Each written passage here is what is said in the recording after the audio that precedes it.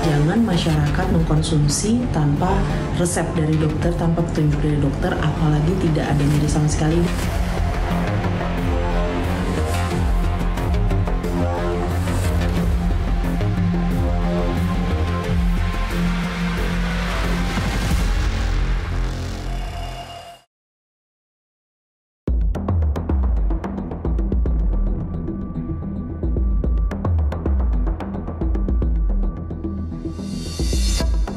Semua obat hakikatnya adalah racun, namun yang membedakannya adalah dosis. Ketika obat digunakan menurut dosis yang tepat, takaran di mana obat menghasilkan efek yang diinginkan, maka akan memberikan efek terapi.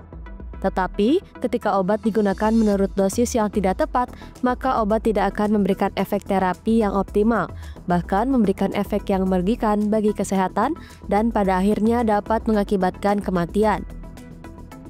Peraturan Badan Pengawas Obat dan Makanan Nomor 10 Tahun 2019 tentang pedoman pengelolaan obat-obat tertentu yang sering disalahgunakan.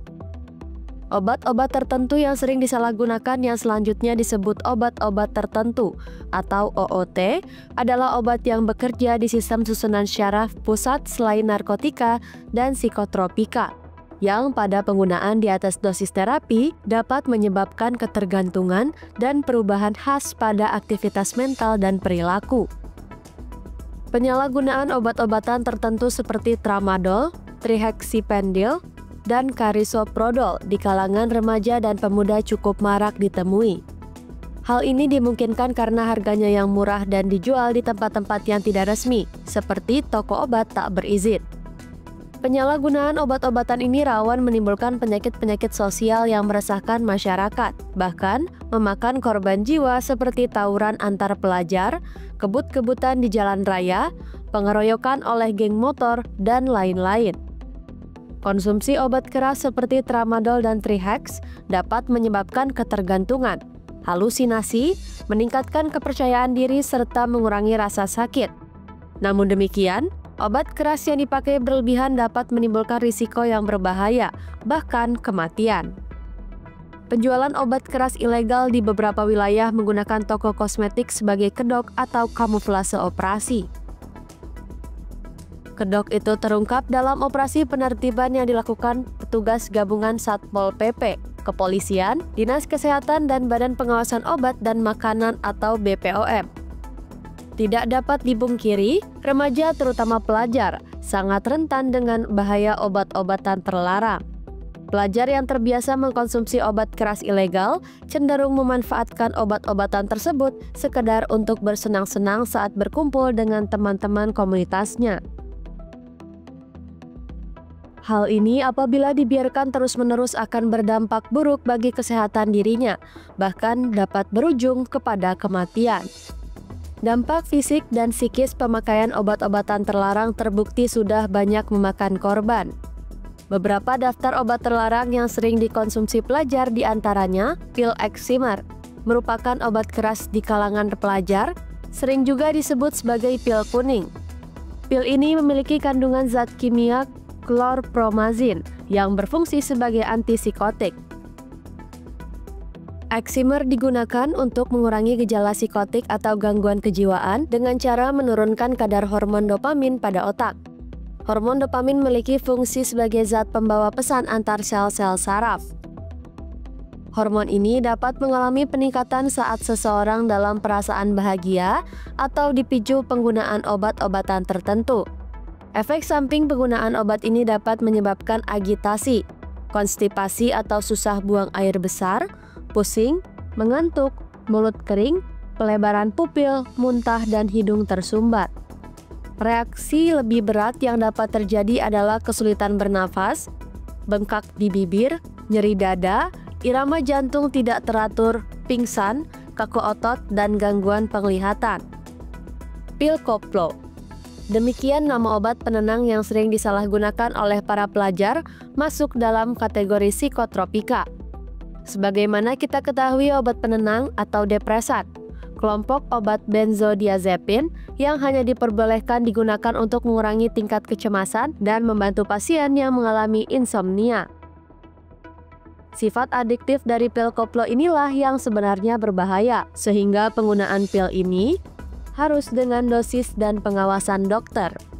Pemakai pil koplo yang overdosis akan mengalami fly, yang ditandai gejala bicara tidak jelas dan melantur, emosi tidak stabil, mudah tersinggung dan mudah marah, perilaku tidak terkontrol, melakukan hal-hal di luar dugaan, berkepribadian ganda.